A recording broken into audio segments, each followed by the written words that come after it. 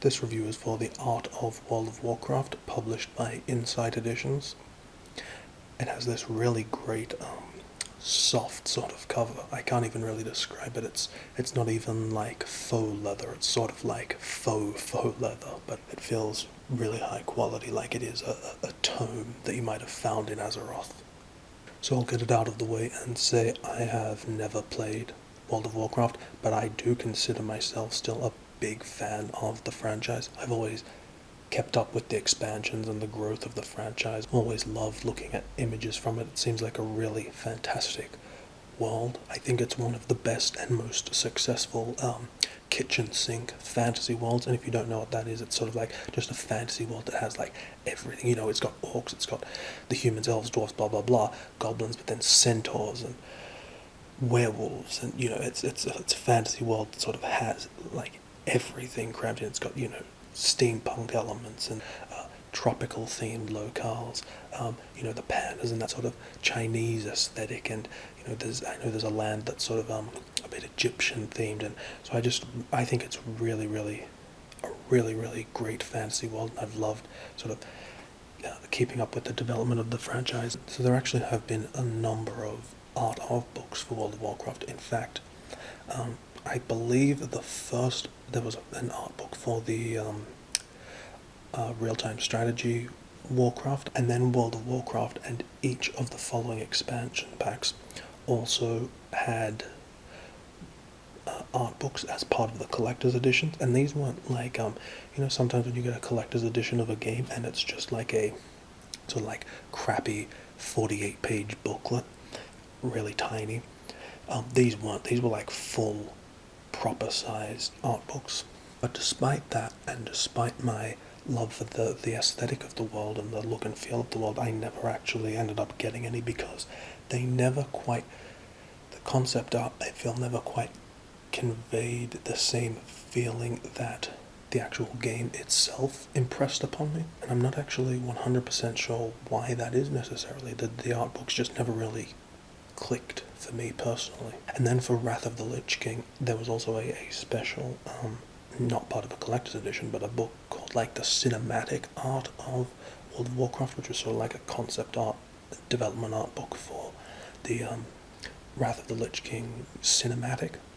And then there have been other books like World of Warcraft Tribute, published by Udon, which is kind of it's a fan art book, basically. It's not official concept art and artwork. It's just, you know, stuff produced by. It's a fan art book, like I said. And then they released an art book called The Art of Blizzard Entertainment. Blizzard is the publisher of World of Warcraft, but that book included concept art from StarCraft, Diablo, and World of Warcraft.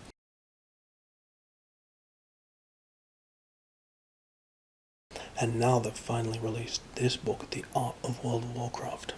So the first time I went through the book, I was actually a little disappointed. The imagery didn't really elicit the thoughts and feelings that I associate with WoW. It didn't really match my impression of what the world and the characters were.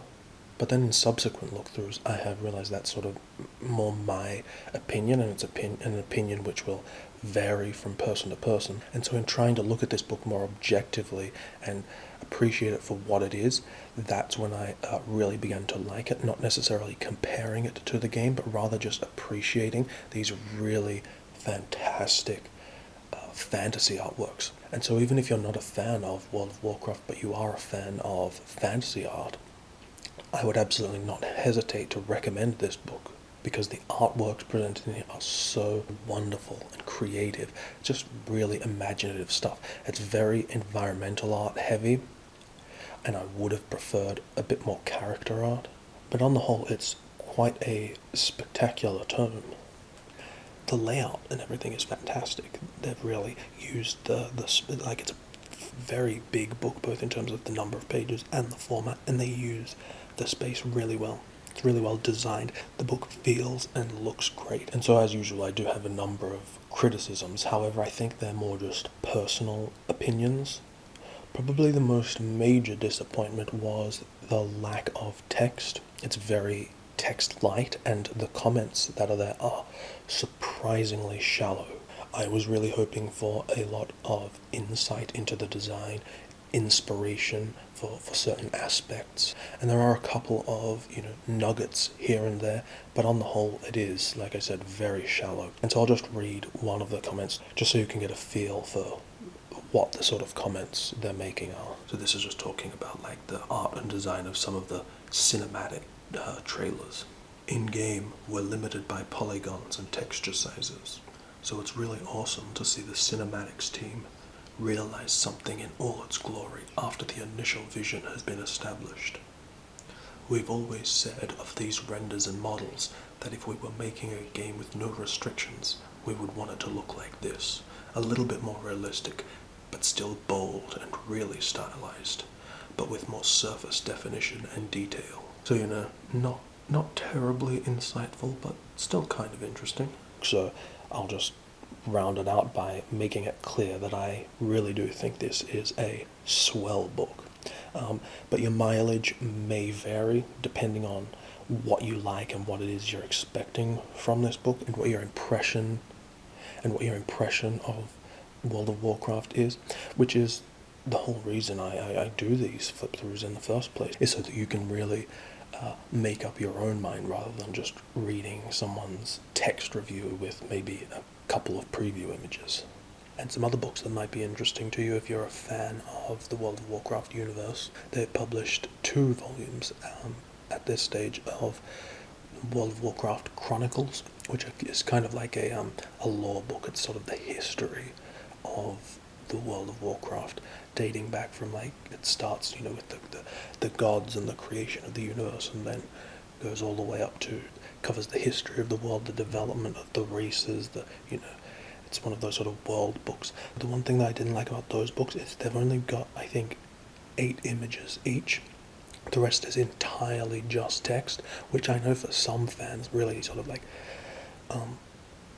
hardcore fans who are really invested in the world and love the lore and the history of it, will find that fascinating, because it's not just a light fluff piece. This is like a real history book on the World of Warcraft, so it might be worth checking those out depending on what you're after. So I do want to mention 2 World of Warcraft books that I really, really do like. The first is, perhaps surprisingly, the art book for the Warcraft movie. Even if you didn't really like the film, I actually think the artworks in that book are much more inspiring and exciting to me than those found in the actual game art books like this one. And then secondly, my favourite World of Warcraft book is the World of Warcraft Ultimate Visual Guide, published by DK, because that really rectifies the issues across all books, because it's got a lot of lore and information about the characters, the world, the story, etc. But it's not nearly as heavy as the World of Warcraft Chronicles. And then on the visual aspect, like most DK books, it's very visually heavy, and it draws from a lot of, it's not just like concept art, it's final renders, it's posters, it's comic book art, it's book covers, it's sort of a great visual chronicle of the book as well. And to me, it really shows the world of Warcraft the way that I sort of imagine it, or what I find appealing about it, so you should definitely check that one out as well.